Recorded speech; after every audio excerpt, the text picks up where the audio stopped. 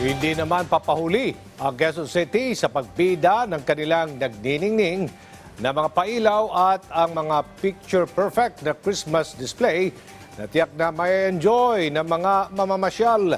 Ating saksiyan ngayong gabi ang pagpapasinaya sa Christmas tree lighting sa Quezon City Hall.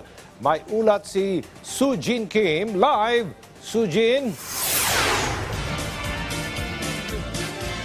Aldo, simula na nga ng Christmas season dito sa Quezon City Hall ng pailawan ng 50-foot Christmas tree sa pangunguna ni Quezon City Mayor Joy Belmonte. Bukod dito sa 50-foot Christmas tree, sari-saring mga belen, parol, ilaw at palamuti ang lalong nagpaliwanag at nagpasigla dito sa Quezon City Hall. Habang nagdidiwang ang mga empleyado at opisyal ng lungsod kasama ng kani-kanilang mga pamilya at mahal sa buhay. Nagliwanag din ang kalangitan dahil sa kamanghamanghang fireworks display. Ang tema para sa gabing ito ay Spread Love and Joy, kung kaya naman namumutawi ang mga ngiti rito sa QC City Hall. Kung kayo nga po ay mapapasyal dito sa Quezon City Hall, siguradong mararamdaman nyo rin sa simoy ng hangin ang Pasko. Sujin Kim para sa Bayan.